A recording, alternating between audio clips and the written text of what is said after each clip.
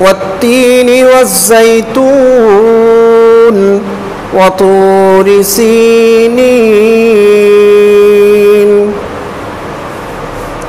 إلى آخر السورة. وقال النبي صلى الله عليه وسلم لا يؤمن أحدكم حتى أكون هواه تبعا لما جئت به رواه البخاري.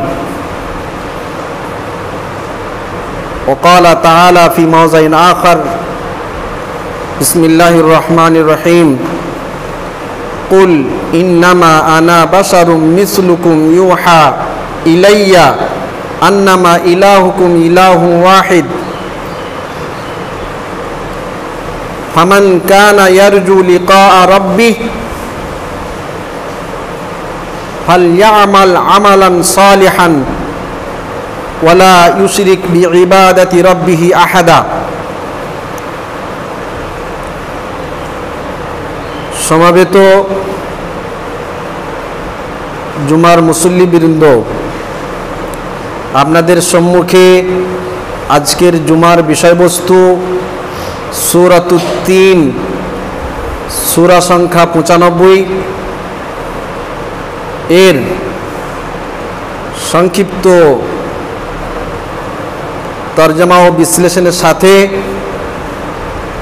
ইনশাআল্লাহ আজকের জুমার বিষয়বস্তু ইতি টানবো। আমা তৌফিক ইল্লা বিল্লাহ। সম্মানিত উপস্থিতি, আমরা প্রতিটি মানুষ নিজের নিজের প্রশংসা শুনতে আগ্রহী, পরের পরচর্চা, পরনিন্দা, খারাপ গুণ, দোষ ত্রুটি শুনতে আগ্রহী। আল্লাহ তাবারক ওয়া তাআলা তিনি এই সূরার ভিতরে দুটি কথা, খুব গুরুত্বপূর্ণ কথা তিনি বলতে চাওয়ার পূর্বে চারটা সৃষ্টি জগতের কসম খেয়েছেন। এটা বোঝা উচিত যে সাধারণত আমরা দুনিয়াবী জীবনে আমরা কসম তখনই খাই, কসম শব্দের অর্থ প্রতিজ্ঞা, তখনই খাই যখন আমার কথা সামনের ব্যক্তি সহজে বিশ্বাস করে না। তখন আমার জ্ঞান অনুযায়ী আমি বিভিন্ন কসমের আশ্রয় নিয়ে আমার কথাটা তার কাছে বিশ্বাস করাবার জন্যে কসম খেয়ে থাকি। তাতে কেউ মাথায় হাত দিয়ে মাথার কসম খায়, কেউ চোখের কসম খায়, কেউ আবার কোরআনের, কেউ মসজিদের। এক কথায় যে ব্যক্তির কাছে যেটা বেশি বেশি সম্মানী, গুরুত্বপূর্ণ অঙ্গ, সেটারই কসম খায়। আবার কেউ আরো অন্যান্য সৃষ্টির কসম খায়। উদ্দেশ্য একটাই, কিসের? যে আমি যে কথাটা বলছি এটা বিশ্বাস আপনি করছেন না বলেই বিশ্বাস করাবার জন্যই কসম খাওয়া। সমস্ত সৃষ্টি জগতের যিনি স্রষ্টা, তিনি সর্বশক্তিমান, তা সত্ত্বেও তিনি আমাদের কাছে, আমাদের মাঝে দুটি কথা বলার পূর্বে তিনি চারটি সৃষ্টি জগতের কসম খাচ্ছেন। তার মানে আমরা সহজে তার কথাটা মেনে নিচ্ছি না, যার কারণে আল্লাহ তাআলা একের পর এক তিনি কসম খেয়েই চলেছেন। কোরআন শরীফ, কোরআন মাজিদে পারাগত দিক দিয়ে 30টি পারা আছে।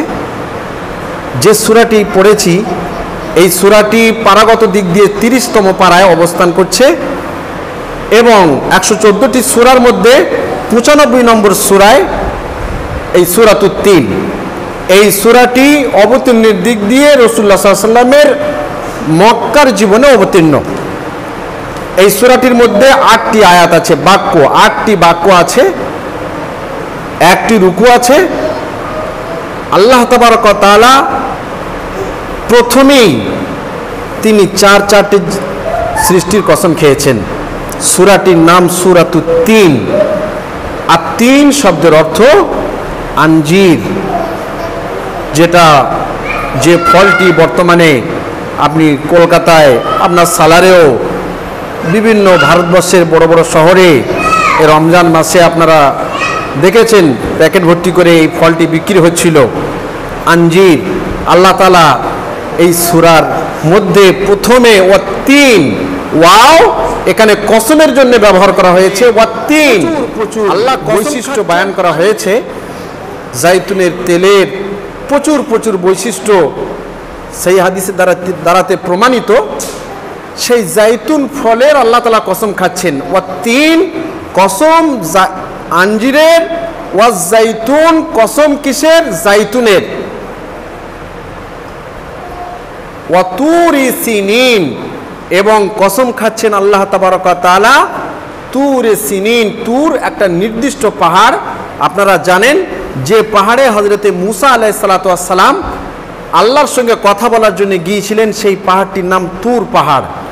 তুরে সিনিন, সিনিন শব্দের অর্থ পাহাড়ের একেবারে চূড়া। এই পাহাড়ের আল্লাহ তাআলা কসম খাচ্ছেন।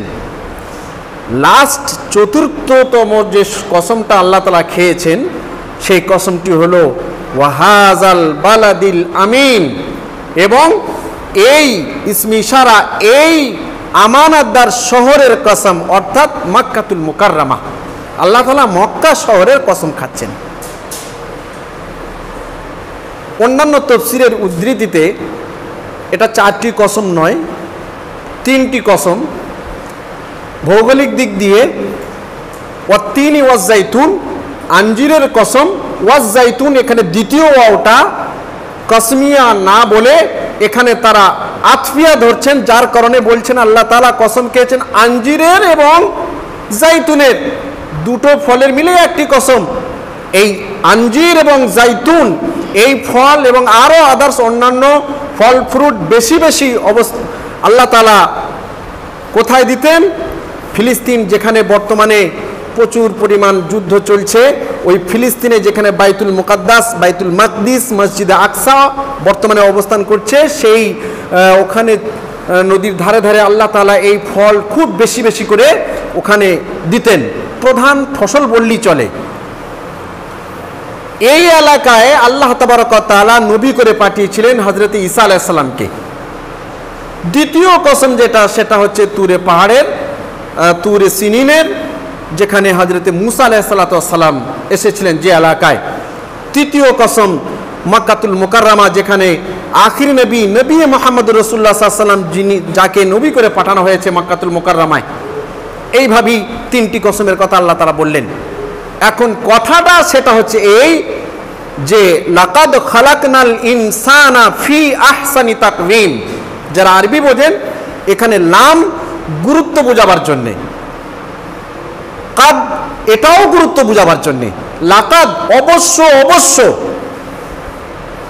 খালাকনাল ইনসানা, আল্লাহ বলছেন আমি অবশ্য অবশ্য মানুষকে সৃষ্টি করেছি ফি আহসানি। আহসান শব্দটি হাসান থেকে, এই ইসমে তাফজিল, হাসান মানে সুন্দর, আহসান অতি সুন্দর। ফি আহসানি তাকওয়িম, আমি মানুষকে অতি সুন্দর রূপে, অতি সুন্দর ধাঁচাতে সৃষ্টি করেছি। এই কথাটা আল্লাহ তাআলা বলার জন্যে পূর্বে চারটি কসম খেলেন। আচ্ছা, এটা কি মিথ্যা? আল্লাহ তাআলা আমাদেরকে অতি সুন্দর করে সৃষ্টি করেছেন, এটা কি মিথ্যা?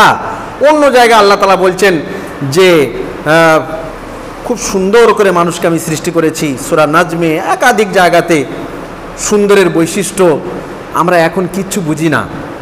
আমাদের দুটি হাত, দুটি চোখ, তারপরে মুখ, দাঁত, 32টা দাঁতের মাঝে জিভ, এছাড়া আরও দুটি পা, আরও শরীরের ভিতরে পিশাব পায়খানার যে অঙ্গগুলি, এর ভিতরের যে চাবিকাঠিগুলি, এগুলি আল্লাহর কত সুন্দর সৃষ্টি, এটা এখন কিছু বুঝে আসবে না।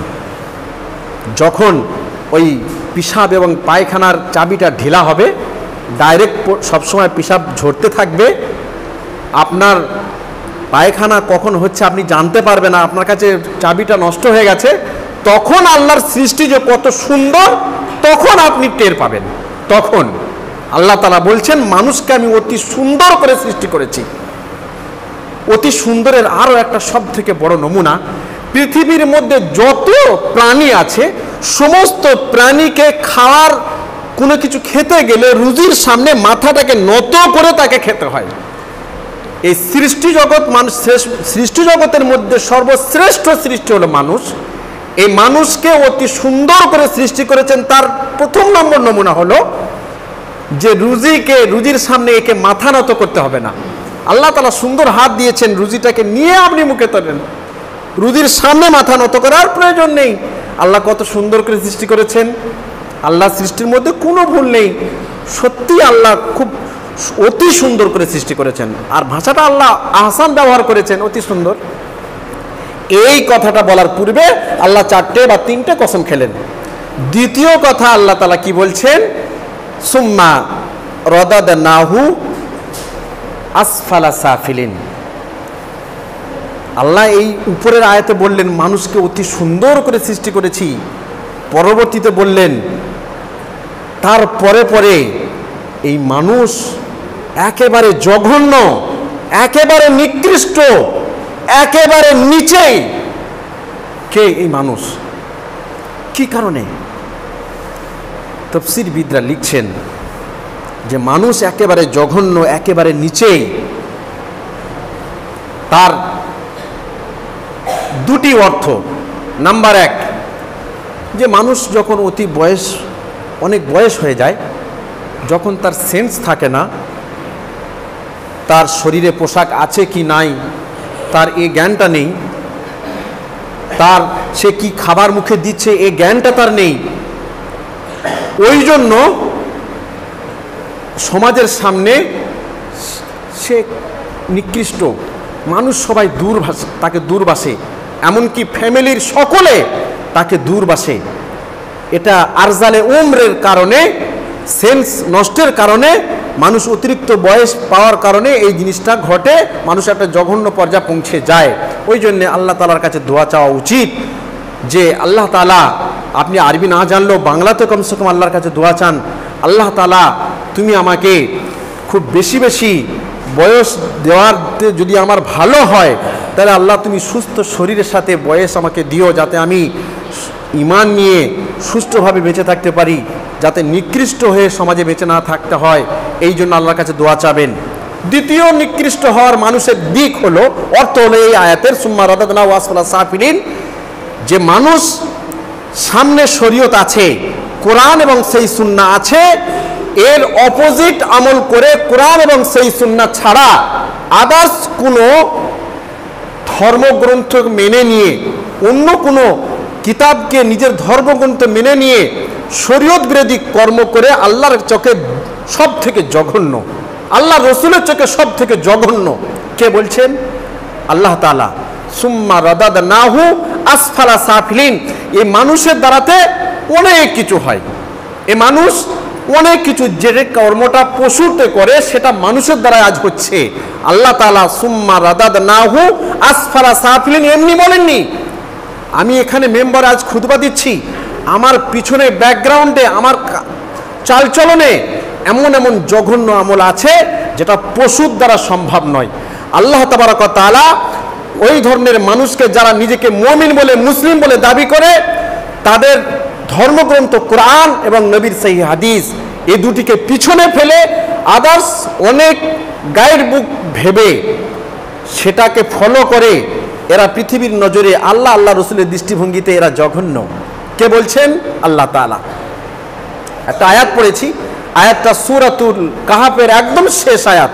আল্লাহ তাআলা ওখানে বলছেন, কুল ইন্নামা আনা বাশারুম মিসলুকুম ইউহা ইলাইয়া আন্নামা ইলাহুকুম ইলাহু ওয়াহিদ। এই আয়াতটার তরজমা ও তাফসীরের পূর্বে আমি আপনাদের একটা কথা বলি। আল্লাহ তাআলা ফেরেশতা সৃষ্টি করেছেন। ফেরেশতা একটা আলাদা সৃষ্টি। এদেরকে আল্লাহ তাআলা কি দিয়ে সৃষ্টি করেছেন? নূর দিয়ে। ফেরেশতাদেরকে আল্লাহ তাআলা নূর দিয়ে সৃষ্টি করেছেন, জ্যোতি দিয়ে সৃষ্টি করেছেন। জিন জাতিকে আল্লাহ কি দিয়ে সৃষ্টি করেছেন? আগুন দিয়ে সৃষ্টি করেছেন। নিজেই বলেছে শয়তান, খালাক্তানি মিন নারিউ ওয়া খালাক্তাহু মিন তিন, আল্লাহ তুমি আমাকে আগুন দিয়ে সৃষ্টি করেছো, ওকে মাটি দিয়ে, আমাকে মাটির সামনে নত হতে বলছেন? এটা সম্ভব নয়। শুকনো মাটি এমনি এরকম বাজালে যেটা ঠক ঠক করে আওয়াজ হয়, সেই মাটি দিয়ে মানুষকে সৃষ্টি করা হয়েছে। তাহলে এখানে একটা কথা বলেন, ফেরেশতা সৃষ্টি নূরের, জিন সৃষ্টি আগুনের, মানুষ সৃষ্টি কিসের? মাটির। আল্লাহ তাআলা সূরাতুল কাহফের শেষ আয়াতে আল্লাহ রসুলের জন্য বলছেন, পৃথিবীর মধ্যে এক ধরনের মানুষ, আমি কোনো মাযহাবকে আক্রমণ করে বলছি না, এক ধরনের মানুষ তারা আল্লাহ রসুলকে মাটির সৃষ্টি মানতে নারাজ। তারা বলেন আল্লাহ রসুলকে আল্লাহ নূরের সৃষ্টি করেছেন। সেই জন্য কবিরা লিখছেন, ও নূরে মুজাসসাম রসুলে আকরাম, ও নূরে মুজাসসাম, রসুলের গোটা শরীরটাই নূরের, রসুলে আকরাম সাল্লাল্লাহ ইসকে হাবিবের, আরো অনেক কিছু সব শুনতে পাবেন। তাই আল্লাহ তাআলা এখানে বলছেন ওই সমস্ত মানুষদের বাতিল আকীদাকে নষ্ট করার জন্যে আমি প্রমাণ করতে চাচ্ছি যে তারা আল্লাহ রসুলকে নূর দিয়ে সৃষ্টি এটা বলে তাকে সম্মান বাড়াবার জায়গাতে আল্লাহ রসুলের সম্মানটাকে মাটিতে মিটিয়ে দিচ্ছে, সেটা প্রমাণ করার জন্য আমি এই আয়াতটা তুলে ধরেছি। এবং এই কারণেই তারা নিকৃষ্ট। আল্লাহ বলছেন, কুল, হে নবী আপনি বলে দিন ওই সমস্ত বাতিল আকীদা মানুষদেরকে, যারা আমাকে ভাবে যে নূরের সৃষ্টি, ওদেরকে আপনি বলে দিন, ইন্নামা, ইন্নামাটা যারা বোঝেন আরবি, ইন্নামা এটা ওই জায়গাতে ব্যবহার করা হয় যে জায়গাটা একেবারে ধ্রুব সত্য, এর কোনো মিথ্যার কোনো অবকাশ নেই, একদম ধ্রুব সত্য। ইন্নামা আনা, আমি, বাশারুন, মানুষ। হে নবী আপনি ওই সমস্ত অজ্ঞ মূর্খ মানুষদেরকে বলে দিন যারা তোমার মানে সম্মানটা বাড়াতে গিয়ে নূরের সৃষ্টি বলছে, আপনি ওদেরকে বলে দিন যে নিঃসন্দেহে আল্লাহ তাবারক ওয়া তাআলা আমাকে, তুমি নিজের মুখ দিয়ে বলো, আমাকে বাশারুম, মানুষ করে সৃষ্টি করেছেন। শুধু মানুষই নয়, মিসলুকুম, তোমাদের মতো মানুষ, তোমাদের মতো মানুষ করে সৃষ্টি করেছেন। মিসলুকুম, পার্থক্য কি? ইউহা ইলাইয়া, আল্লাহ তাআলা জিবরিল আমিনের মাধ্যমে আমার কাছে ওহী অবতরণ করেন। ওহীর ভিতরে মেসেজটা কি থাকে, বার্তাটা কি থাকে? ইউহা ইলাইয়া আন্নামা ইলাহুকুম ইলাহু ওয়াহিদ, আন্নামা ইলাহুকুম ইলাহু ওয়াহিদ, তোমাদের সৃষ্টিকর্তা তিনি একক, এবং এই সৃষ্টি, এই পৃথিবীতে তারই মাত্র উপাসনা হবে। এই বার্তাটা দিয়ে আল্লাহ তাআলা আমাকে জিবরিলের মাধ্যমে ওহী অবতরণ করেন, এটাই আমার পার্থক্য। আর তোমাদের কাছে ওহী অবতরণ হয় না, যেহেতু আমার কাছে নবুয়তের দায়িত্ব এসছে, ওই জন্য আল্লাহ তাআলা জিবরিলের মাধ্যমে ওহী অবতরণ করেন। তাহলে আল্লাহ তাআলা স্বয়ং বলছেন, নবী তুমি মুখে, নিজের মুখে বলো যে তুমি মাটির সৃষ্টি, নূরের নয়। তাহলে আল্লাহ তাআলা আগে বলছেন, ফামান কানা ইয়ারজু লিকা রাব্বি, তোমাদের মধ্যে যে সমস্ত ব্যক্তির এটা ইচ্ছা হবে কিয়ামতের মাঠে সব থেকে বড় নিয়ামত হলো, জান্নাতে সব থেকে বড় নিয়ামত হলো আল্লাহর সঙ্গে সাক্ষাৎ, আল্লাহর সঙ্গে সাক্ষাৎ। আল্লাহ তাআলা এই সূরাতুল কাহফের শেষ আয়াতে বলছেন ওই সমস্ত অজ্ঞ মানুষদের আকীদাটাকে নষ্ট করার পরে যে তোমাদের যদি মনে ইচ্ছা জাগে যে তোমরা তোমাদের সৃষ্টিকর্তার সঙ্গে সাক্ষাৎ করবে, ফামান কানা ইয়ারজু, তোমাদের মধ্যে কারোর যদি মনে ইচ্ছা এটা হয় লিকা রাব্বি, তোমাদের প্রভুর সাথে সাক্ষাৎ করবে, তাহলে কি করো? ফালইয়ামাল আমালান সালিহান, তাহলে কি করো? ভালো কাজ করো, ভালো কাজ করো। ভালো কাজ কাকে বলে? আমরা সকলে মুসলিম, আমাদের গলাতে ইসলামের দড়ি পরানো আছে এবং একটা গোঁজ পুঁতা আছে, ওই ছাগলটা দড়ির বাইরে যেতে পারে না, দড়ির বাইরে যেতে পারে না, সে স্বাধীন নয়, সে আত্মসমর্পণ করেছে ওই 5 মিটার দড়ির মধ্যে। আমরা সবাই মুসলিম, আল্লাহ তাআলা আমাদেরকে কিনে নিয়েছেন, জান্নাতের বিনিময়ে। আমরা স্বাধীন নয়, আমরা আত্মসমর্পণ করেছি। আমাদেরকে যদি কেউ কিনে নেয়, আপনি যদি কোনো জমি কিনেন কারোর কাছ থেকে, তাহলে সেই বিক্রেতার কি আর কোনো সেই জমির উপরে কোনো স্বাধীনতা থাকে? যখন মন তখন সে চাষ করতে পারে? আল্লাহ তাআলা মুমিনদেরকে, মুসলিমদেরকে জান্নাতের বিনিময়ে কিনে নিয়েছেন। আপনি স্বাধীন নয়, আপনি আত্মসমর্পণকারী। আপনি যা ইচ্ছা তাই করতে পারেন না। আপনার সামনে কোরআন এবং সেই সুন্নাহ আছে, আপনি এইটাকে ফলো যদি না করেন, আপনার মানুষের চোখে যতই দৃষ্টি আকর্ষণ হোক, যতই ভালো কাজ হোক, কোরআন এবং সেই সুন্নাহর দৃষ্টিভঙ্গিতে যদি সেটা দৃষ্টি আকর্ষণ না হয়, পারমিশন না হয়, সেটা পারমিশন নাই। আর এই কারণেই আমি আপনি আল্লাহর কাছে জঘন্য। আল্লাহ তাআলা বলছেন সুম্মা রাদাদনাহু আসফালা সাফিলিন। আল্লাহ তাআলা আগে আরো একটা কথা বলছেন যে যদি তোমরা তোমাদের প্রভুকে কি করো, নিজের স্বচক্ষে দেখতে চাও, তাহলে ভালো কাজ করো। আর ভালো কাজ সেটাই যেটা কোরআন এবং সহিহ সুন্নাহ আমাকে পারমিশন দেয়। ভালো কাজ সেটাই যেটা কোরআন এবং সহিহ সুন্নাহ নিষেধ করে, আমরা সেটা বর্জন করি, সেটা হলো ভালো। এছাড়া কিন্তু ভালো নয়। এই কাজটা যদি হয়, এই থিওরি অনুযায়ী যদি চলতে পারি, অবশ্য সুম্মা রাদাদনাহু আসফালা সাফিলিন আমরা নই। তখন আল্লাহ তাআলা বলছেন খালাকনাল ইনসানা ফি আহসানি তাকওয়িম। এরা হচ্ছে এর সৃষ্টি জগতের সর্বশ্রেষ্ঠ, সব থেকে উত্তম, যারা তাদের তীক্ষ্ণ ব্রেন দিয়ে কোরআন এবং সেই সুন্নাহ মেনে তারা চলে। আগে আল্লাহ তাআলা বলছেন ওই আয়াতের শেষে ওয়ালা ইউশরিক বিইবাদাতি রাব্বিহি আহাদা। দ্বিতীয় কাজ, প্রথম কাজ কি? যে তোমরা ভালো কাজ করো, কোরআন এবং সহিহ সুন্নাহ মোতাবেক চলো। আর কি করো? আল্লাহর সঙ্গে শরীক করো না। এই দুটো কাজ যদি করতে পারো, কিয়ামতের মাঠে আল্লাহর সঙ্গে সাক্ষাৎ হবে, দিদার হবে, কোনো পর্দা নয়, ডাইরেক্ট আল্লাহর সঙ্গে সাক্ষাৎ হবে। আর আমি আপনি দুনিয়াতেও সর্বশ্রেষ্ঠ হব। আল্লাহ তাআলা ওখানে বলছেন সুম্মা রাদাদনাহু আসফালা সাফিলিন। মানুষের মধ্যে তারাই জঘন্য যারা কোরআন এবং সহিহ সুন্নাহর বিধান সামনে আসা সত্ত্বেও বাপ দাদার নিয়ম নীতি, বাপ দাদার চাল চলন, সমাজের তৈরি করা বিভিন্ন রকমের নিয়ম নীতি তারা বর্জন করতে পারে না, তারা ছাড়তে পারে না। তাদের ইগো কাজ করে, তারা কি ভুল ছিল, অমুক সাহেব কি ভুল ছিলেন, অমুক সাহেব কি ভুল ছিলেন, এই সমস্ত উদ্ধৃতি রেফারেন্স নিয়ে এসে নিজের মশলাটাকে সে মজবুত করতে চায়। এরা সুম্মা রাদাদনাহু আসফালা সাফিলিন। রক্তের গরমে, রাজনীতি শক্তির জোরে, অর্থের জোরে এখান থেকে পেরিয়ে যেতে পারে, আল্লাহর চোখের সে জঘন্য। আল্লাহ বলছেন আমি বলিনি সুম্মা রাদাদনাহু আসফালা সাফিলিন ইল্লাল্লাযিনা আমানু। তারা জঘন্য নয় যারা ঈমান এনেছে, যারা বিশ্বাসের জায়গাটা বাড়িয়েছে। ভাই সকল, বিশ্বাসের জায়গায় আমাদের কোনো ত্রুটি নেই, মানার জায়গায় ত্রুটি, বিশ্বাসের জায়গায় ত্রুটি নেই। মরতে হবে, এটা সকলের বিশ্বাস, যে কোনো মাযহাবের ভাইদের বিশ্বাস। মরতে হবে, মরার পরে বিচার হবে, এটা বিশ্বাস। পুনরায় জীবন আসবে, এটা বিশ্বাস। জান্নাত আছে, জাহান্নাম আছে, সব বিশ্বাস। ফেরেশতা আছে, বিশ্বাস। তাহলে ত্রুটিটা কোথায়? ইল্লাল্লাযিনা আমানু। কিন্তু তারা জঘন্য নয়, নিকৃষ্ট নয়, যারা ঈমানের জায়গাটা মজবুত করেছে, বিশ্বাসের জায়গাটা মজবুত করেছে। আল্লাহ তাআলা সূরাতুল মুলকের প্রথম রুকুর শেষের দিকে আল্লাহ তাআলা বলছেন ইন্নাল্লাযিনা ইয়াখশাউনা রাব্বাহুম বিল গায়ব লাহুম মাগফিরাতুন ওয়া আজরুন কাবীর।